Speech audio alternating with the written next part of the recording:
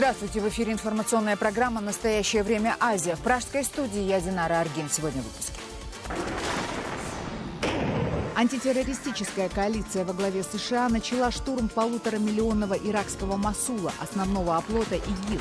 ООН в панике. Ожидаются десятки тысяч жертв среди населения. В течение первых нескольких недель мы ожидаем до 200 тысяч человек, а в общей сложности примерно 700 тысяч. Сексуальный скандал вокруг министра культуры Казахстана набирает обороты. О его домогательствах заявляют уже десятки бывших студентов. Некоторые попытки закончились для министра неудачно. Сказала, не подходите ко мне, и мне пришлось его пнуть. Я пнула его между ног, он задрожал. Я направилась к двери, и когда я выходила, он попросил меня никому не рассказывать об этом. Сепаратисткам Донбасса назвали подрыв в лифте скандального полевого командира Моторолы объявлением войны. Обострение обстановки на украинских фронтах проходит на фоне многотысячных маршей ультраправых в Киеве в честь годовщины УПА. Я пленных не расстреливаю. Это не моя задача.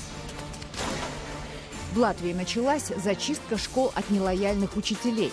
В основном увольняют тех, кто призывает отмечать школьников в День Победы, 9 мая, который в Латвии считается днем оккупации.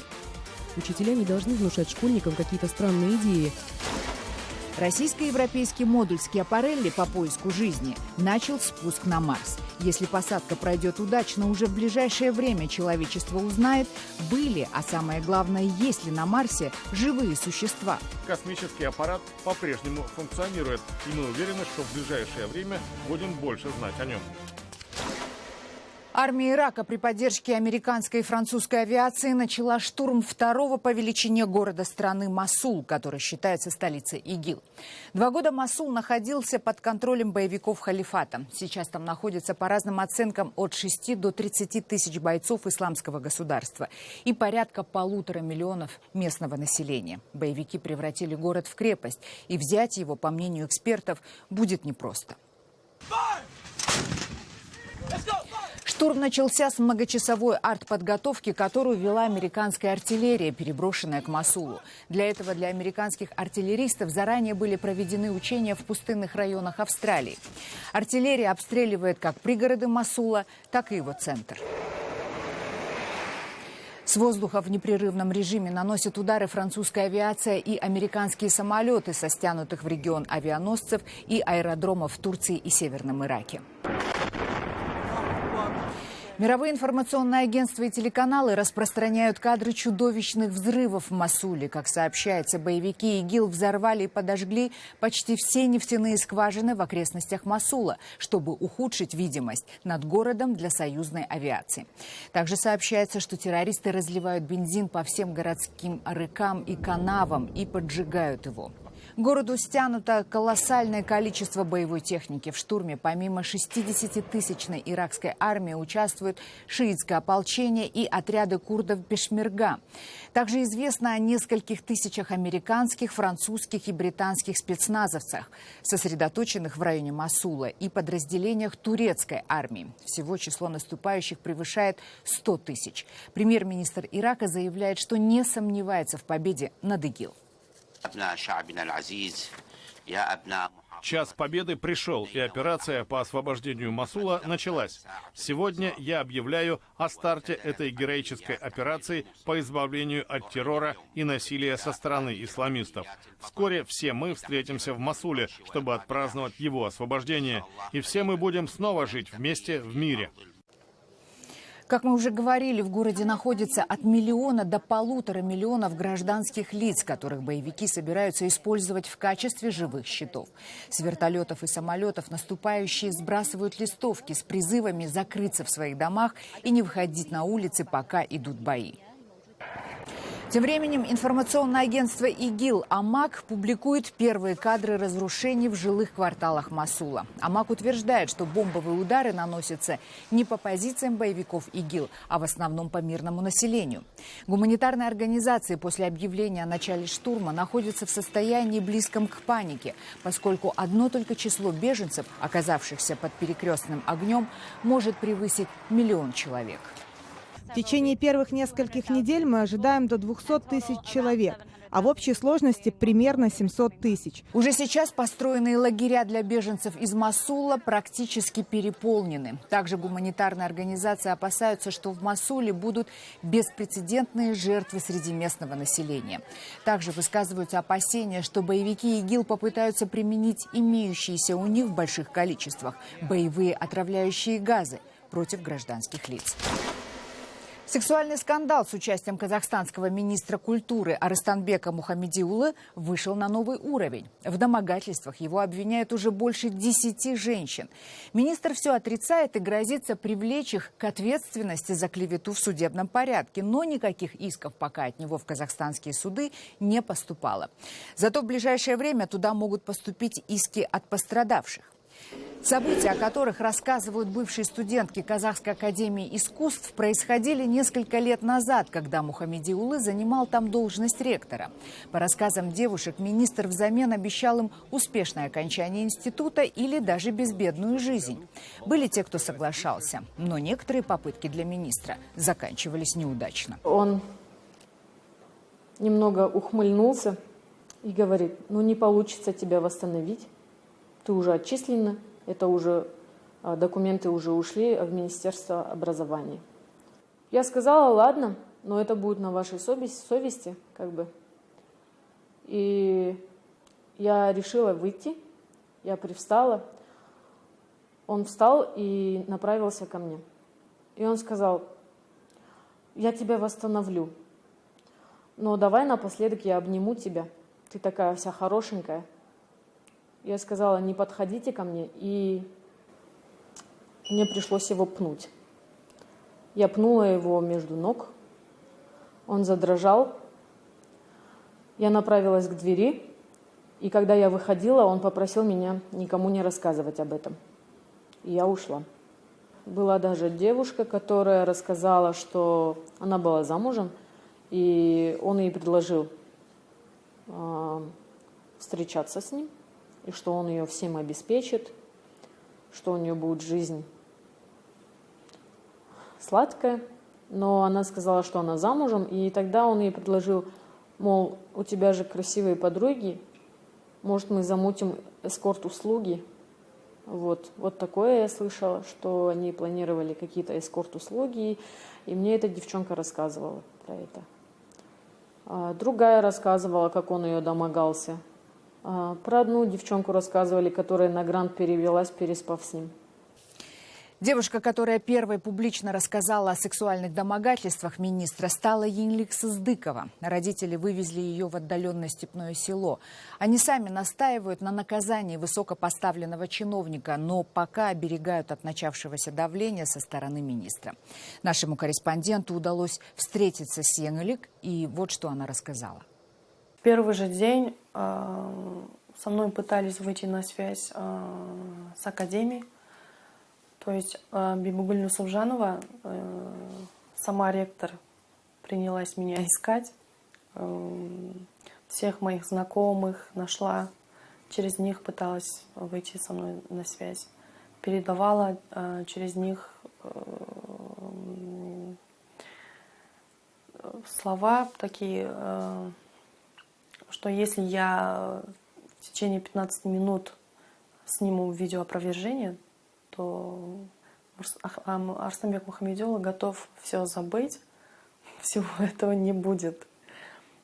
То есть я отказалась, я просто выключила телефон, не стала никому отвечать. Люди, которые знают Арыстанбека Мухамедиулы лично, которые хорошо знают, они мне звонят и говорят: вот, он такой мстительный человек, ты будь осторожна очень. Он очень мстительный человек. Вот. Я не знаю, что он может сделать, но будь осторожна, в общем. Не ходи одна, ни с кем не говори, с кем попало не говори, где ты.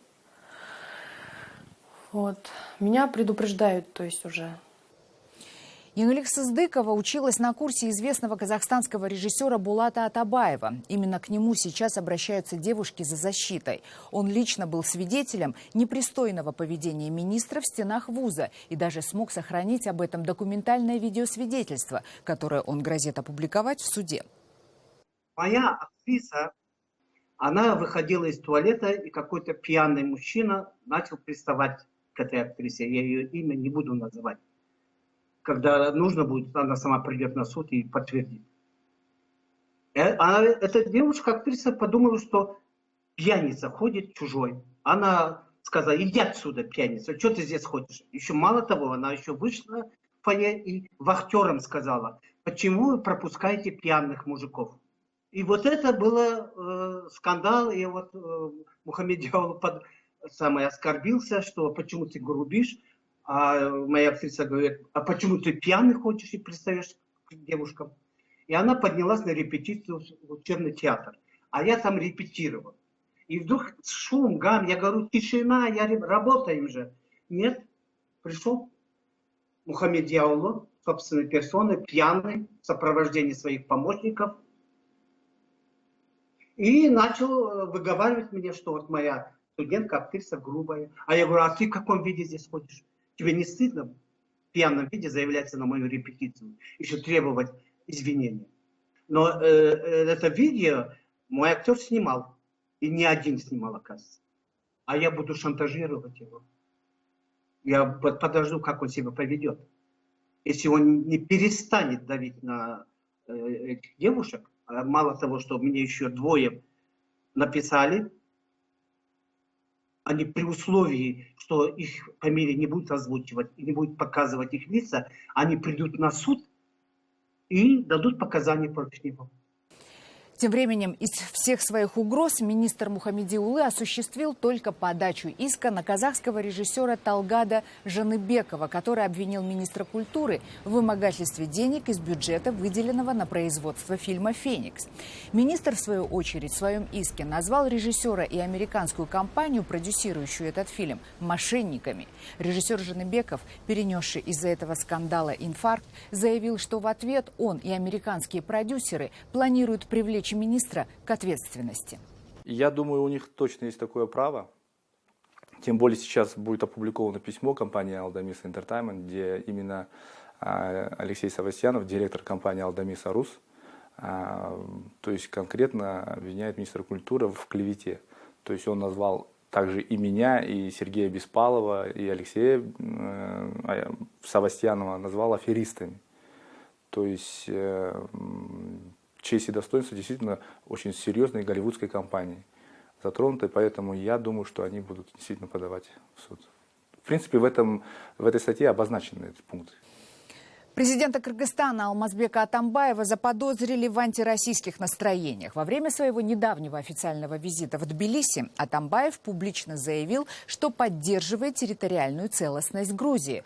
То есть кыргызский лидер выступил за то, чтобы Южная Осетия и Абхазия вновь встали под грузинский флаг.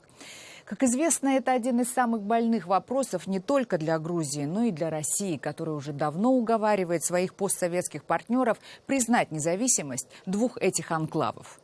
Все вопросы надо решать путем переговоров. Военным путем это приводит только к тупику. Это приводит только к тупику. И, конечно же, я еще раз хочу официально сказать, Кыргызстан за территориальную целостность Грузии.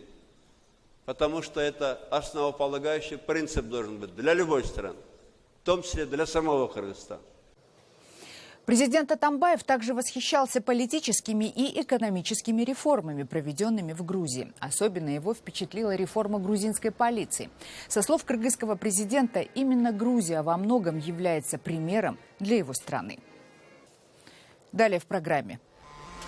В сепаратистском Донбассе назвали подрыв в лифте скандального полевого командира Моторолы объявлением войны. Обострение обстановки на украинских фронтах проходит на фоне многотысячных маршей ультраправых в Киеве в честь годовщины УПА. Я пленных не расстреливаю. Это не моя задача.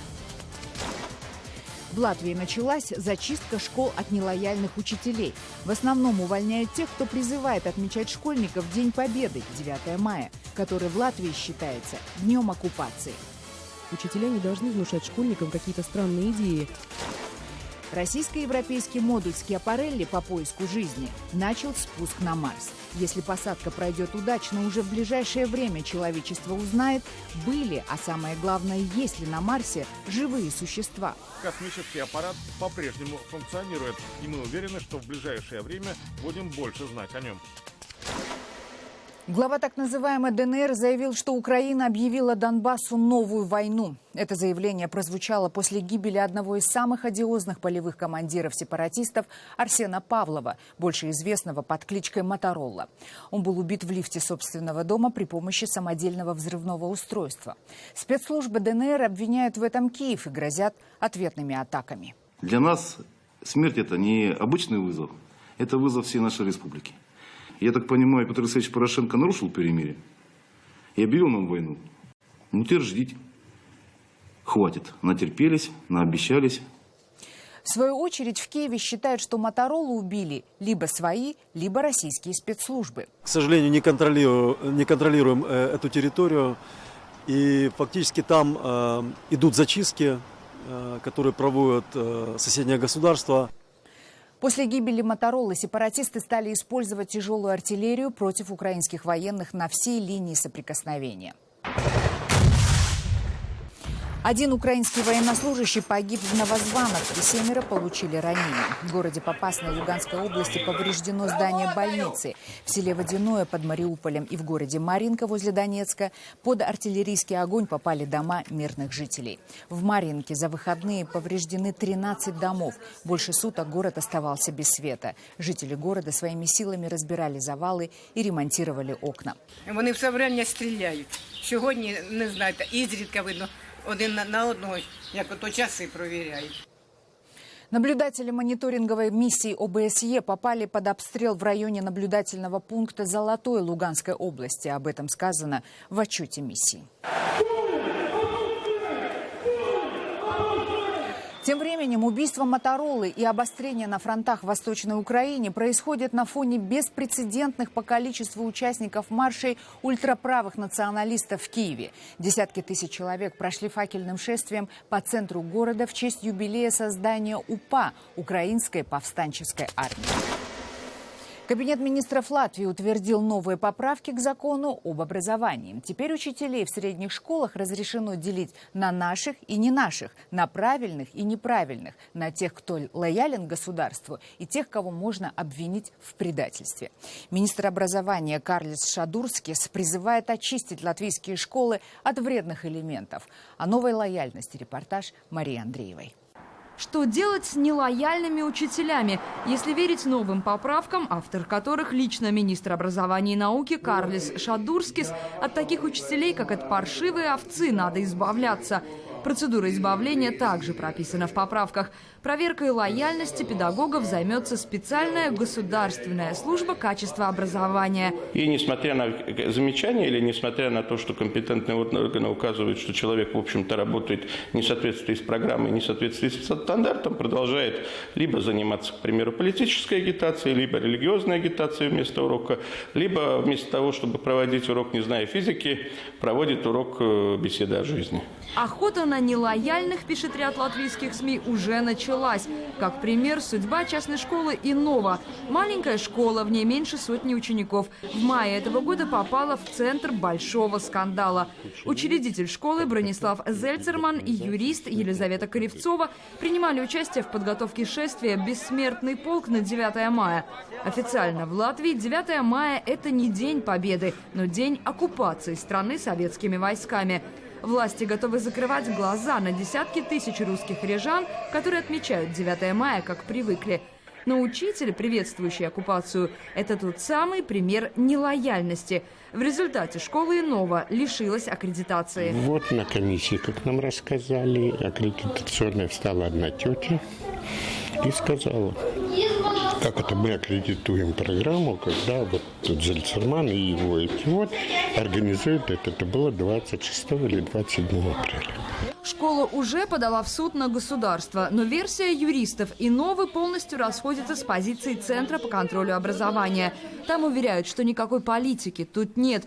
Просто выявлены некоторые нарушения нормативных актов. И к тому же учителя недостаточно владеют латышским языком.